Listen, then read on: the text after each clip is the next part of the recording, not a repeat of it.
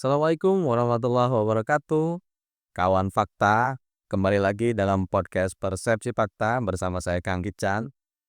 Dan kita hari-hari ini masih dengan pembahasan soal demokrasi dan Pilkada 2024. Apalagi hari ini kita tinggal menghitung hari menjelang 27 November, waktunya pemungutan suara bagi masyarakat Kota Cilegon dan Provinsi Banten seluruhnya seluruh Indonesia.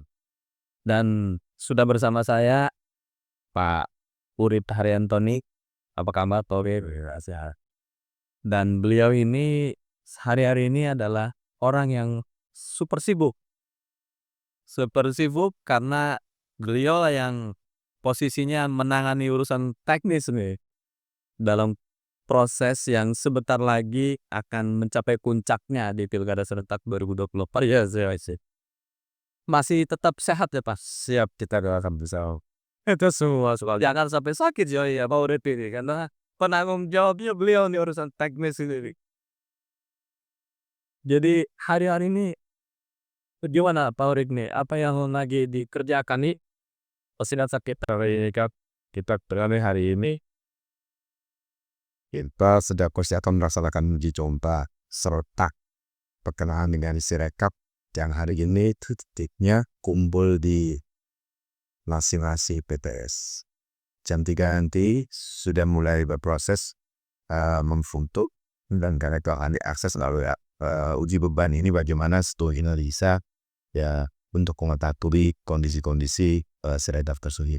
Dan liga ini teman-teman khususnya di Kota Cilegon dari 43 kelurahan sudah siap, sudah berada komunikasi tadi juga sudah teman-teman sudah ready di masing-masing sudah lagi mulai siap-siap apur sambil kita cek-cek sama WhatsApp kita kan online kesiapannya.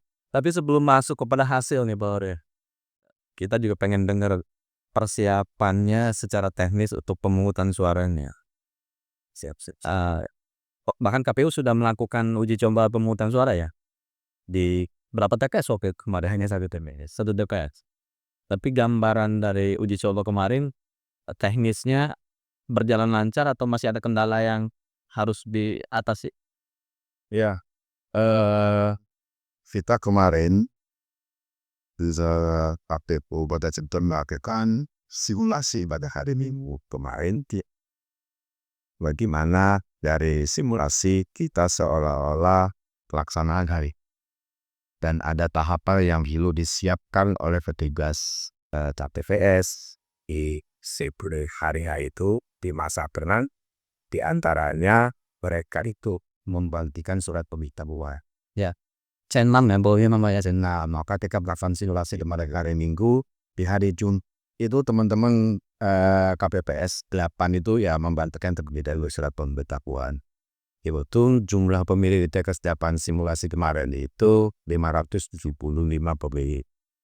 Dari 575 pemilih itu yang datang 393. Tentu dari hasil simulasi kemarin kita mendapatkan beberapa gambaran. Kalau pelaksanaan si pemungutan dimulai jam 7 sampai jam 1, walaupun jumlah DPT-nya sedikit yang banyak kan tetap itu dia jadwalnya tetap itu ya. Iya. Mulai jam 7 sampai 13.00. Tapi kalau dalam proses penghitungan tentu beda jumlah. Ketika jumlah TPS-nya sedikit tambah, maka kita dapat umur kemarin ya alhamdulillah di jam 5 sore itu sudah selesai termasuk pemfotoan berkenaan dengan Sirekap juga alhamdulillah. Itu kalau bicara karena memang petugasnya kan kita dibagi-bagi dari teman PPK gitu kan, karena nanti dari hasil simulasi ini kan nanti akan disampaikan supaya teman-teman PPK melakukan tindak lanjutan kesiapan ya petugas di lapangan. Kemarin juga ada beberapa evaluasi, di antaranya evaluasi tentang proses penghitungan. Itu penyebutan Ketua KPPS kan menyebutkan sah jenazah. Itu ternyata harus sinkron dengan petugas KPPS yang menulis di tally. Ya, itu juga ya artinya harus sinkron dengan petugas teli. Khawatir sudah menyebutkan sekian kali sementara telinya lambat menulis kan gitu. Itu juga salah satu pengaruh evaluasi. Yang kedua juga perkenaan dengan salah tulis. Kemarin itu dalam proses ada kesalahan dalam ijab pelang itu mestinya dikasih horizontal ya. Setelah sudah dikasih ya, tetapi lupa diparaf. Terus juga lupa dicatat dalam form kejadian khusus. Setidaknya form kejadian khusus tidak ada kesalahan. Itu kan memastikan dalam kejadian khusus itu seperti contoh umpamakan tertulis 9. Iya, kan seharusnya ada salah tulis gitu ya. Iya, artinya kan tertulis 9 gitu kan seharusnya 8. Tapi mekanisme ini sudah tersampaikan lewat Bintek ataupun ada momen khusus ya? Sudah sebenarnya. Kita KPPS itu kan dilantik tanggal 7 November kemarin, Dinas KPPS. Setelah itu ada Bintek tindakan teman-teman PVS secara umum karena kita kan ada buku panduan. Dari buku panduan itu ya sehingga kita sama-sama pahami agar kadang-kadang kan memahami secara tekstual.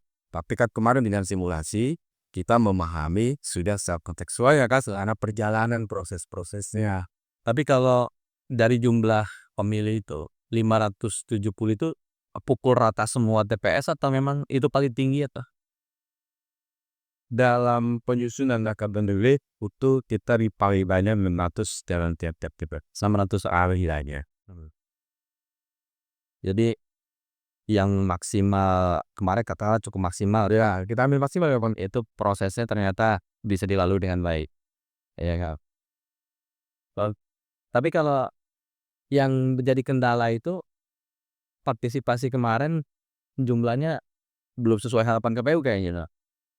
Itu dievaluasi juga kendalanya apa karena memang Karena kami mungkin ya yang jelas kita sudah sampaikan kepada masyarakat ya kita tentukan ya di 50% ya kemungkinan mikir ya mereka sibuk atau ada kegiatan yang lain. Kita juga sudah pemberitahuan kepada RT RW setempat. Khawatir kan ketika malam-malam membagi C1 ada wadah lapor ke Pak RT-nya, Pak RT-nya bingung kan ya, tapi tetap kita koordinasikan bersurat dan bahwa ada simulasi yang dimana simulasi ini ketika Yub adalah TPS 8 lingkungan kepolisian. kalau nanti C6-nya sendiri atau C pemberitahuan itu hari apa tuh bisa diterima oleh pemilih? Kita berupaya hari Sabtu itu sudah tersampaikan ke KPPS. Ya, mulai masa tenang berarti. Ya, hari Sabtu kan masih kampanye terakhir. Oh ya, Sudah tersampaikan ke KPPS karena KPPS ada pekerjaan untuk mengurut pertuaga gitu. Karena kan DPT yang kita sampaikan itu ternyata tidak basis keluarga tapi absen. Nah, itu tentu kan ya seperti kalau seperti kita ada nama Ahmad, berarti kan di awal.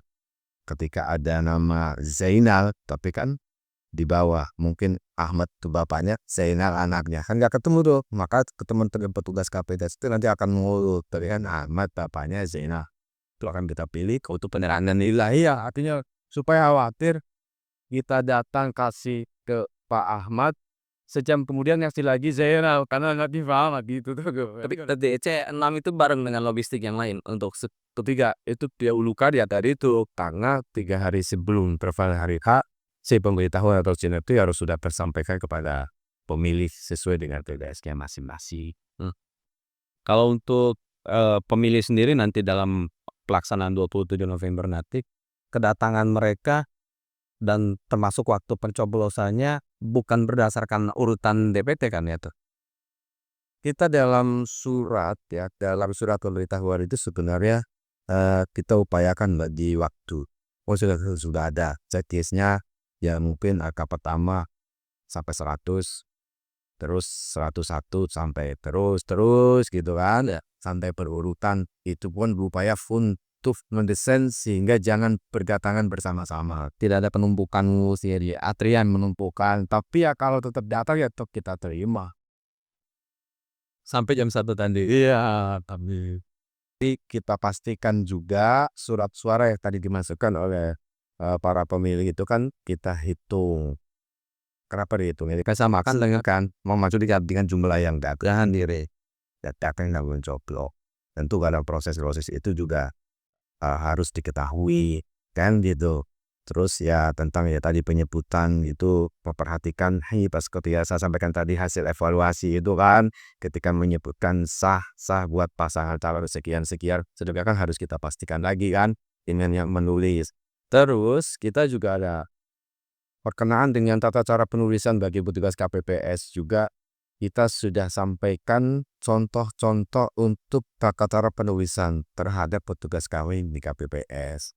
Karena angka-angka ini perkenaan dengan Sirekap, di mana Sirekap itu melakukan foto, setelah foto itu prosesnya akan dibaca melalui aplikasi Sirekap. Maka dalam angka penulisannya pun kita sudah sampaikan contoh-contoh. jadi otomatis ya. Ya, tapi ada dari angka 0 sampai 9 itu kan ada angka-angka krusial. Seperti contoh kita izin ya di angka penulisan nomor 4. Kalau nomor 4 kan kebanyakan di kita macam-macam. Bentuknya beda-beda ya kan. Ada yang ya agak tertutup kan gitu. Maka kita pastikan yang gambarnya penulisan angka 4 ini seperti contoh kursi kebalik. Ya gitu contoh-contohnya lah ini ya. Kan diseragamkan seperti itu. Ya sudah, kita sudah kasih bacaan dong. Sirekap tadi terus penulisan angka 7. Umumnya kita angka 7 itu pasti ada palang sedikit ya. Ya. Kalau ya ya kita mestinya ada palang dia. Kita pastikan dalam penulisan nanti di Jeplano itu tidak ada hindari. Khawatir ketika ada palang, khawatir Sirekapnya nanti dalam proses pembacaannya berbeda. Ya kan, ya itu contoh-contoh kecil di kata yang krusial lah. Secara teknis memang itu menjadi poin penting juga ya untuk hasilnya maksimal ya. Tapi kalau tadi hasil uji coba kan jam 5 sudah selesai. Ya kalau simulasi Kemarin ya. Dan ini publik langsung akan bisa melihat hasilnya secara real time atau bagaimana? kita kan bertahap. Ya kan, tentu kalau di lingkungan tiap-tiap TPS itu kan pasti sudah mengetahui karena kan setelah beres pasti ketua KPPS menyampaikan kan pasangan calon sekian dapat sekian, pasangan calon sekian dapat sekian. Nanti kan itu publik sudah mendengar. Iya. Dan terus kemungkinan juga para saksi juga sudah menyaksikan, pengawas pemilu juga sudah menyaksikan. Itu menjadi bagian keterbukaan dan bisa kita berjawab. Tapi kalau KPP kita harus berjenjang. Itu kan baru selesai di tingkat TPS kan gitu. Ya jenjang selanjutnya nanti akan kita lakukan rekapitulasi di tingkat kecamatan. Tapi akses publik sendiri untuk mendapatkan informasi soal hasil pemilihan ini dijamin seluruhnya bisa terbuka, atau kan di TPS sudah terbuka tadi. Kalau yang di TPS ya, kalau di tingkatan kecamatan, di tingkatan KPS sendiri Artinya kan itu tadi itu berjenjang tadi. Kan kita setelah yang kita pastikan dalam sebuah menentukan itu kan kita harus pastikan berjenjang terlebih dahulu. Itu dari mulai TPS, nanti PPK, setelah PPK baru di tingkat kabupaten kota. Nah kan gitu, akhirnya kita memastikan sesuai dengan jenjang tadi. Ya, jelas dalam tahapannya pasti publik yang namanya sekarang zaman media sosial kan, ya bisa memfoto cipranya langsung kan, itu dibolehkan juga. Kan masing-masing saksi sudah memastikan. Ya iya kan, menurut memfoto kan pasti memastikan bahwa ya dalam proses-proses ini juga tetap bagaimana publik juga kan bisa menyaksikan dalam proses perhitungan relatif. sebenarnya kalau untuk Sirekapnya sendiri, mekanisme pengumumannya nunggu proses berjenjang tadi atau Karena data dalam Sirekap itu kan nanti akan diolah hari gitu. Ya tentu kan kita memastikan data itu harus benar kan.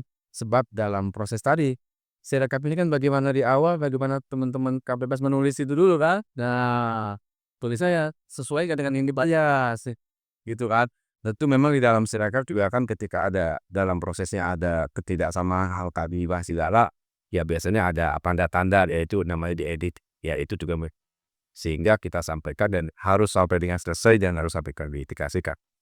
Nah itu dan proses-proses bagaimana kita dalam teknologi, bagaimana KPI juga bisa bertanggung jawab secara teknologinya. tapi masih teknologi ini catatannya bukan menjadi data resmi ya? Oh iya, Karena dia kan data resmi tetap berjenjang panjang tadi lah, makanya artinya tadi ya. Ini mungkin hanya membantu secara gambaran awal gitu ya. Karena kan sempat di gugatan pemilu kemarin Sirekap jadi bahan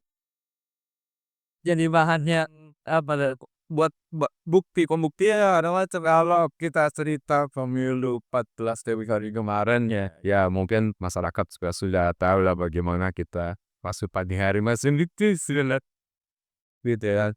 Ya tentu hadir hasil evaluasi. Kalau kita lihat Sirekap sekarang sih mungkin sudah lebih canggih dan sudah dimonitor. Tapi untuk surat suara sendiri nanti kan bukan hanya Kota Cilegon ya, termasuk surat suara dari pilkada provinsi. Ya, jadi kan masyarakat Kota Cilegon yang sesuai dengan YPT itu dia akan menerima ya 2 jenis surat suara pilgub, surat suara pilkada Kota Cilegon. Yang didahulukan nanti untuk penghitungan Harus ikut terlebih dahulu. Pilgub dulu ya, sudah kita sampaikan gitu. Jangan kalau umpamakan ada yang pengen umpamakan wali kota, kita sudah mengingatkan ke pengawas, ya gitu kan. Artinya hal ini kan menjadi perhatian semua. Kita dari mulai pilgub, setelah pilgub dilakukan selanjutnya adalah untuk pemilihan ke wali kota dan wakil wali kota. tadi yang simulasi jam 5 itu selesai Ya, surat suara itu ya. ya kan kita tidak mengetahui SDM teman-teman dari KPPS. Tapi tentu itu menjadi ukuran waktu itulah. Harapannya mungkin tidak ada kendala ya. Ya, kami berharap sih semua sebatas Cilegon ini ya sebelum maghrib atau sebelum jam 6 sudah beres. Terus Tadi itu lagi-lagi kan kita tidak mengetahui SDM teman-teman di meskipun hasilnya sah Kota Cilegon nunggu nanti. kita nunggu resep sesuai berbagai jantai. Kalau jadwalnya pleno akhir di tingkat kota Kalau di PKPU 18 tahun 2024 tentang rekapitulasi itu dari 29 sampai 6 Desember. Inilah beberapa keren yang ada di lampiran PKPU 18 tahun 2024. Ini rekapitulasi. batas akhirnya 6 Desember itu ya. Ya. Menunggu sekitar 1 mingguan lebih lah ya masyarakat untuk mendapatkan hasil akhir. Iya. Waktu pilkada kita kali. Jadi kawan fakta jangan buru-buru libar. Karena semua tapi hasil daripada proses pemungutan suara dan penghitungan di tingkat bawah setelah itu langsung diamankan oleh KPU untuk dijaga Apa kotak suaranya? hak suara. Iya. Jadi ini berita acaranya. Jadi kan setelah beres di tingkat tiap-tiap TPS, beres nih, kan kita geser ke tingkat kelurahan untuk memastikan semua dari TPS-TPS itu kan. Setelah itu geser di tingkat kecamatan. Kan itu kan? Ya di tingkat kecamatan yang di awal tadi kan. Setelah itu ya tentu kita secara teknis kan kalau sudah beres kita kan akan rakor persiapan penghitungan kan gitu.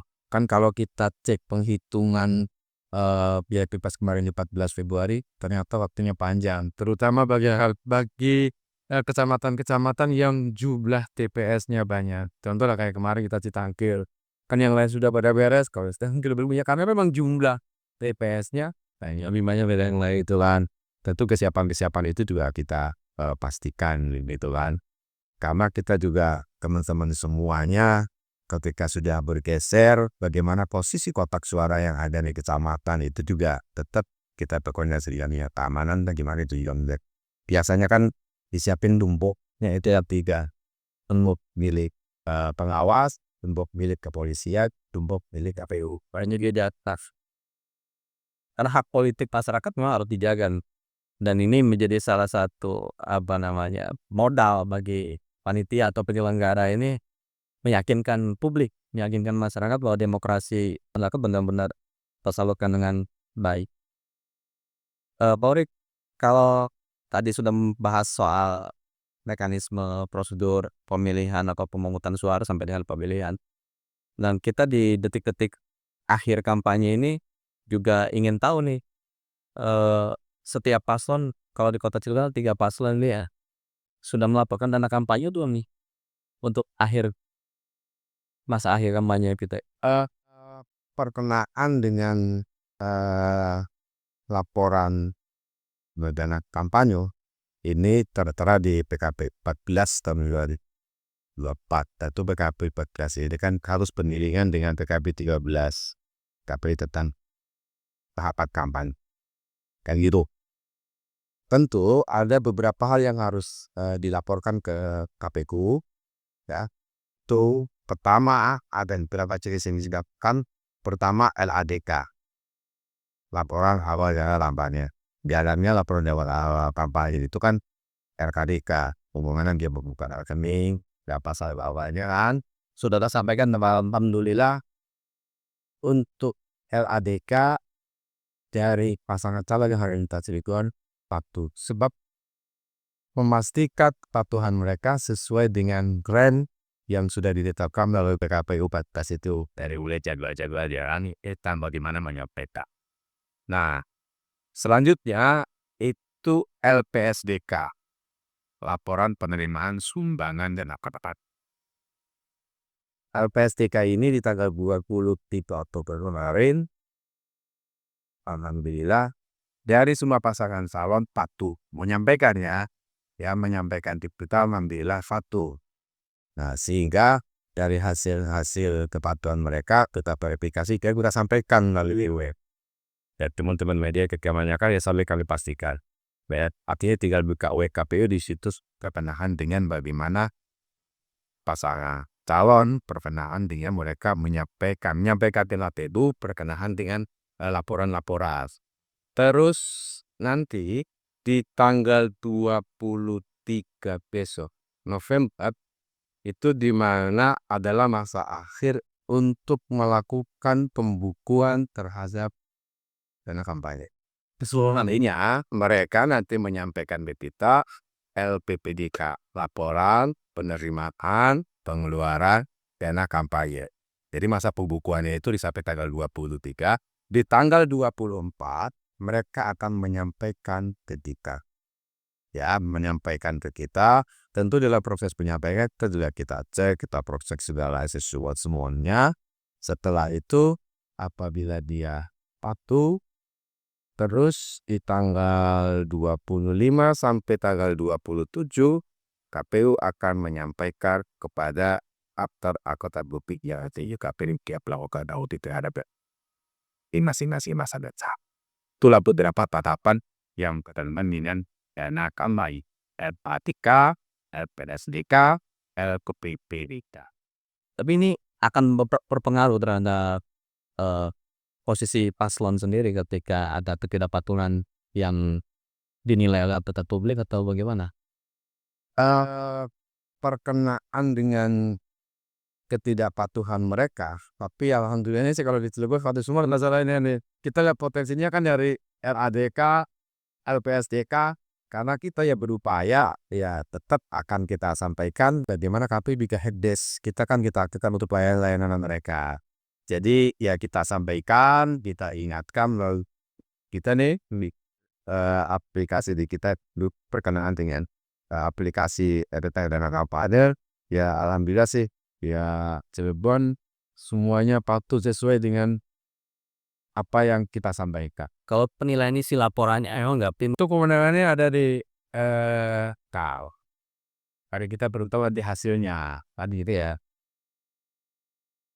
Jadi kawan fakta bahwa kita semua sudah mendengarkan tadi bagaimana tahapan dan proses ini sedang berjalan dengan baik, sudah dipersiapkan secara matang.